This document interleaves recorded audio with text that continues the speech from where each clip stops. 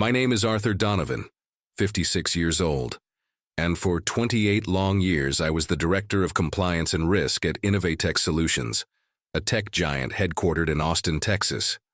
For nearly 3 decades, I dedicated my life to that company. I watched it grow from a small garage startup into a $2.3 billion empire.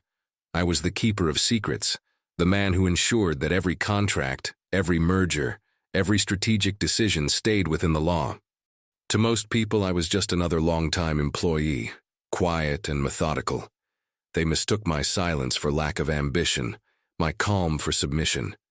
They didn't know I was the company's conscience, the one who knew every vulnerability, every internal deal, every backroom promise. My desk was always tidy, my reports flawless, and my risk assessments saved Innovatech from dozens of multi-million-dollar lawsuits over the years. But everything changed when Lucas Thorne became CEO. At 39, he arrived with a reputation as a disruptor, an expert in aggressive acquisitions and efficient cuts.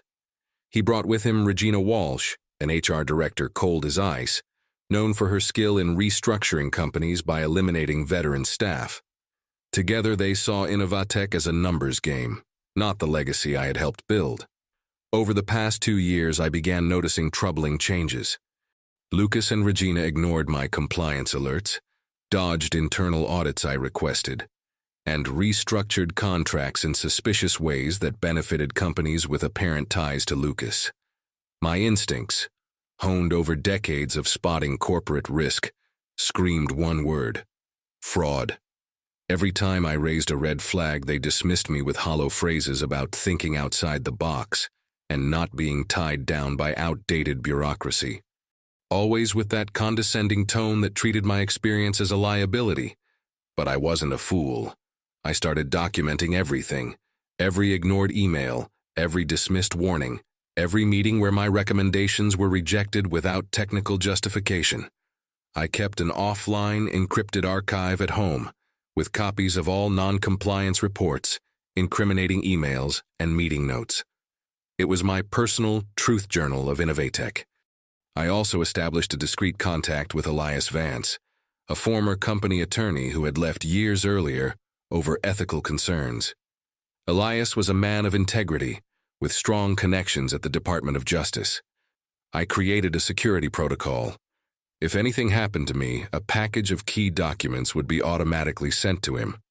On the morning of March 15, 2024, I received an email from Regina requesting a meeting to discuss my career. I knew it wasn't good. My instincts never failed me.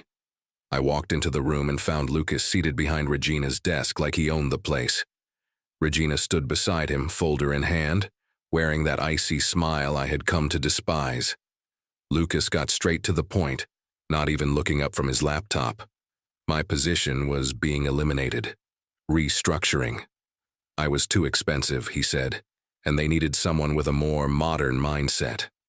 Regina slid my severance package across the desk with all the warmth of a utility bill.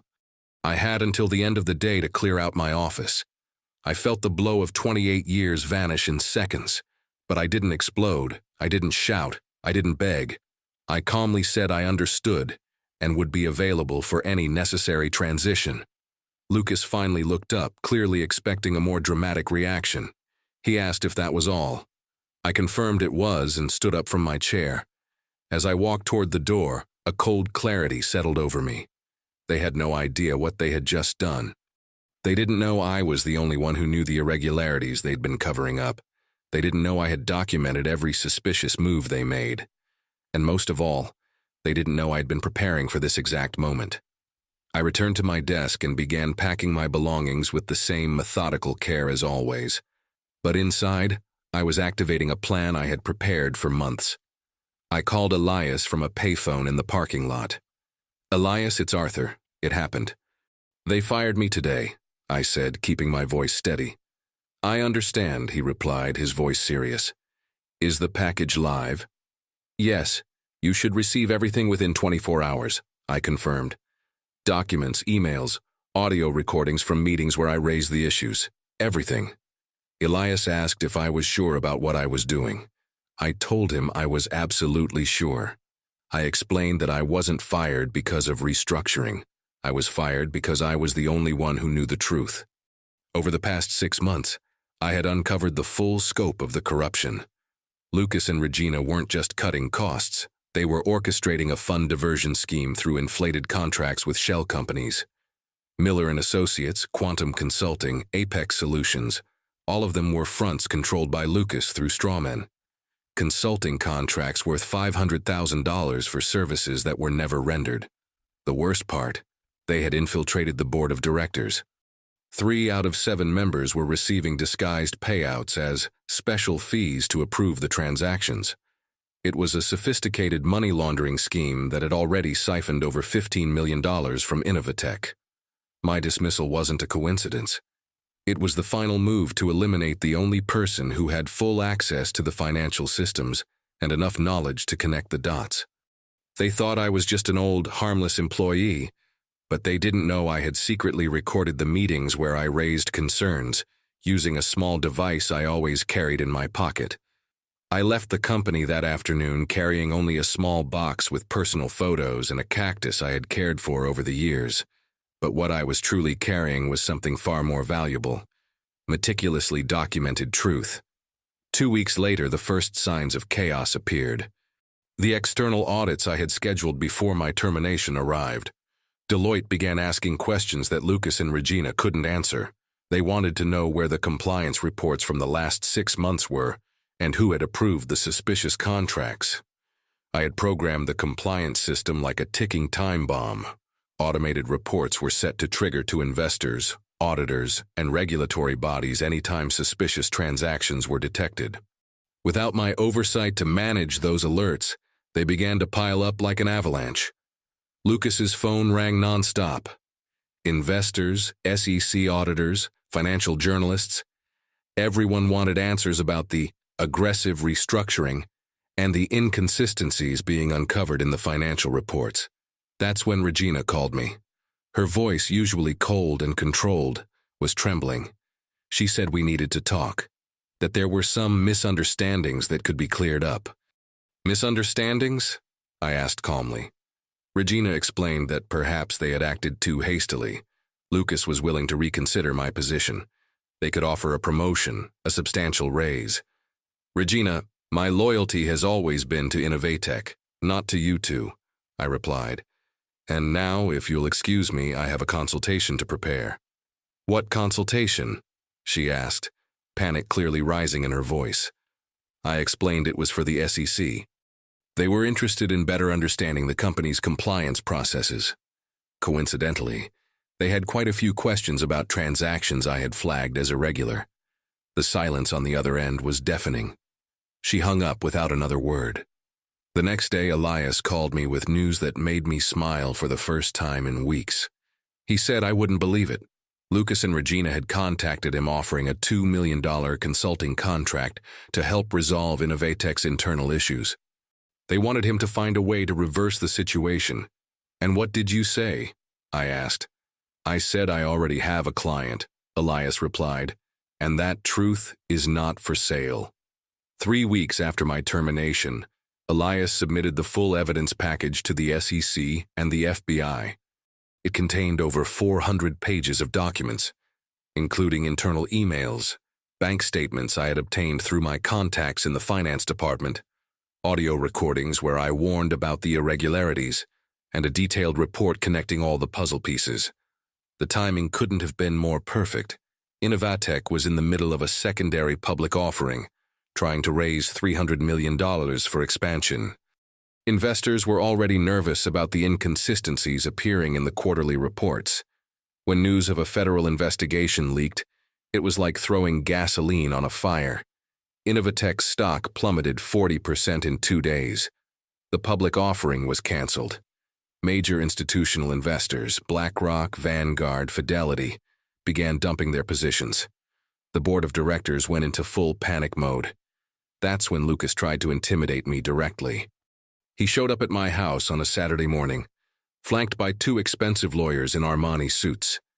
He said I had violated confidentiality clauses and would face lawsuits for sabotage and defamation if I continued talking too much. Arthur, you're destroying a company you dedicated your life to building, Lucas said, trying to sound reasonable. Think of the 3,000 employees who will lose their jobs because of your personal vendetta. I looked at him for a long moment before answering. Lucas, my loyalty has always been to Innovatech and to its honest employees. If the company is being destroyed, it's not because of me. It's because of your greed. He made one last attempt, offering a $5 million settlement for me to clarify the misunderstandings publicly and stop cooperating with the investigations. One of the lawyers already had the paperwork ready. There are no misunderstandings, I replied calmly. Only documented crimes. And I don't negotiate with criminals. Lucas stormed out of my house red with rage, shouting empty threats about serious consequences. I closed the door and immediately called Elias to report the intimidation attempt. One more piece of evidence for the prosecutor's file. 1 week later, search and seizure warrants were executed simultaneously at Innovatech's offices, Lucas's home in Westlake Hills, and Regina's apartment in downtown Austin. The FBI confiscated computers, documents, cell phones, everything. Images of federal agents carrying boxes of evidence made the front page of every local newspaper. The Wall Street Journal ran the headline story, Innovatech Executives Under Investigation for $15 million Scheme. The Austin American-Statesman revealed details about the shell companies and illicit payments to board members. CNBC aired a special report on how a fired veteran employee had exposed the entire operation. Regina was the first to crack. Facing up to 20 years in federal prison for money laundering and wire fraud, she took a plea deal. She gave up everything: offshore bank accounts, encrypted communications with Lucas, details on how they recruited the corrupt board members. In exchange, her sentence was reduced to 5 years.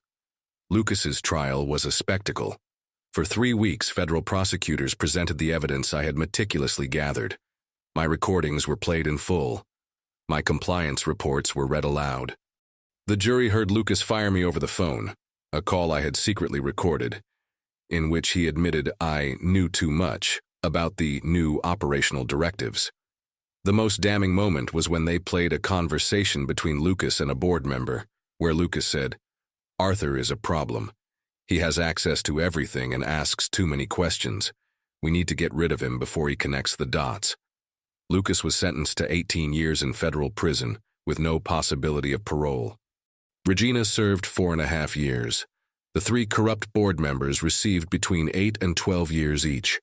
Fines totaled $45 million. Innovatech went bankrupt 6 months after the convictions. Its assets were auctioned off to pay creditors and compensate defrauded investors. A company I had spent 28 years helping to build ceased to exist in a matter of months. But the story didn't end there. My reputation as the man who doesn't stay silent in the face of corruption spread throughout Silicon Valley. I was approached by Cypress Capital, an ethical investment fund focused on sustainable tech, to become their director of corporate integrity. My salary was 60% higher than what I earned at Innovatech, and my role was exactly what I had always done: ensure companies did the right thing. Over the next 5 years, I helped Cypress identify and avoid investments in more than a dozen companies with questionable practices. We saved our investors from potential losses that could have reached $200 million. My experience at Innovatech became a business school case study on the importance of corporate governance. 2 years after the convictions, I received an unexpected call. It was Marcus Chen, a young investigative journalist from the Austin Business Journal. He was writing a piece on the lasting impact of the Innovatech scandal on the Texas startup ecosystem. "Mr. Donovan, I'd like your perspective on how the case changed investor attitudes toward corporate governance," Marcus said. During our 2-hour conversation, he told me something that truly surprised me. Over the past 18 months, more than 30 tech companies in Texas had hired new directors of compliance or internal audit, citing the Innovatech case as their motivation. My story had become a cautionary tale for the entire industry. "Do you realize you've become a legend in the corporate world?" Marcus asked. "There's even a phrase executives use now: Don't pull an Innovatech. It means, don't underestimate experienced employees or ignore compliance red flags. I smiled at that. It wasn't the kind of fame I had sought, but it was satisfying to know my experience was helping protect other companies and employees. At Cypress Capital, I had developed what we called the Donovan Protocol, a behavioral auditing system that analyzed not just numbers, but communication patterns, sudden organizational shifts, and cultural red flags. It was based on everything I had learned from watching Innovatech's ethical collapse. 3 years after the convictions, I was invited to give a guest lecture at the University of Texas at Austin, at the McCombs School of Business. The auditorium was packed, 400 MBA students, professors, and local executives. The lecture was titled, Integrity as Competitive Advantage, Lessons from a Career in Compliance. During the presentation, I shared not only the story of Innovatech, but the deeper lessons I had learned. I explained how experience and intuition developed over decades are irreplaceable in detecting sophisticated fraud, how meticulous documentation and strategic patience are more powerful than any emotional reaction. A student raised her hand during the Q&A session. Mr. Donovan, don't you feel your revenge was disproportionate? After all, 3,000 people lost their jobs when Innovatech collapsed. Young lady, that wasn't revenge, I replied calmly. It was justice. If 3,000 people lost their jobs, it's because Lucas and Regina built a company on rotten foundations. I simply documented the truth. The consequences were a result of their actions, not mine. I explained that the real tragedy would have been allowing the scheme to continue. Eventually, it would have collapsed anyway, but with much greater losses for investors, retirees, and employees. My actions merely accelerated the inevitable, but saved millions of dollars that would have otherwise been stolen. After the lecture, I was approached by Janet Morrison, an executive from Integrity Partners, one of the largest corporate governance consulting firms in the United States. She offered me a position as senior partner, leading a new division focused on early detection of corporate fraud. Arthur, your reputation has opened doors we didn't even know existed, Janet said. We have Fortune 500 clients specifically requesting the Donovan method to audit their operations. You've turned a traumatic experience into a unique competitive edge. I accepted the offer. Over the next 4 years, my team audited more than 200 companies. We uncovered fraud schemes in 18 of them, involving a total of $340 million in irregularities. Every case we prevented saved investors, employees, and consumers from devastating losses. The most fulfilling part was training the next generation of auditors. I taught that experience isn't just time served. It's the ability to recognize patterns, to trust honed instincts, to connect dots others don't even see. I showed them how seasoned professionals are a company's immune system, protecting it from ethical infection. 5 years after the trial ended, I received news that gave me a quiet sense of closure. Lucas Thorne had been transferred to a medium-security prison in Beaumont, Texas. At 49, he worked in the prison library, organizing books for 8 hours a day. His parole would be reviewed in 2041, when he turned 65. Regina Walsh had served her reduced sentence and was released, but her professional life was in ruins. She worked as an administrative assistant at a small accounting firm in San Antonio, earning a tenth of what she made at Innovatech. No mid- or large-sized company would hire her due to her criminal record. The 3 corrupt board members were still serving their sentences. Their personal fortunes had been seized to compensate victims. Families destroyed, reputations ruined, legacies permanently stained. In 2029, 10 years after my dismissal from Innovatech, I was honored by the Texas Association of Internal Auditors with the Integrity Professional of the Decade Award. During the acceptance speech, I reflected on the journey that had brought me there. When I was fired at age 56 after 28 years of service, I thought my career was over. I told an audience of 800 professionals. They wrote me off as an outdated cost, an obstacle to their ambitions. But they learned that experience is more than tenure. It's accumulated wisdom. And integrity isn't weakness, It's the most powerful force in the corporate world. I explained that I never sought revenge. I sought justice. The difference is that revenge is emotional and destructive, while justice is systematic and constructive. My revenge was living well, thriving, and using my experience to protect others. Today, at 66, I'm recognized as one of the leading experts in corporate fraud detection in the United States. My book, The Guardian of Truth: How Experience Defeats Corruption, has become required reading in MBA programs. I speak at international conferences, train executives, and continue protecting companies from their own demons. AITA Solutions is now just a footnote in the corporate history of Texas. But the lessons it taught live on. Seasoned employees should never be discarded. They should be valued for what they truly are: the institutional memory, the ethical conscience, and the guardians of integrity. Lucas and Regina thought I was nothing when they fired me. They discovered I was everything, the ethical foundation the company should have been built on. They tried to erase me from Innovatech's history, but in the end, they were the ones erased by the story I documented. The best revenge isn't destroying your enemy. It's building something better from the ruins of injustice. It's turning pain into purpose, betrayal into wisdom, and underestimated experience into a weapon of protection for others. If you've made it this far, leave a comment and tell me, have you ever been in a situation where your experience was underestimated? How did you respond? And if this story inspired you in any way, don't forget to like this video. It really helps me keep sharing stories like this. Subscribe to the channel so you don't miss the next case, and share this with someone who needs to know that experience and integrity always win in the end. Thanks for watching, and I'll see you in the next story.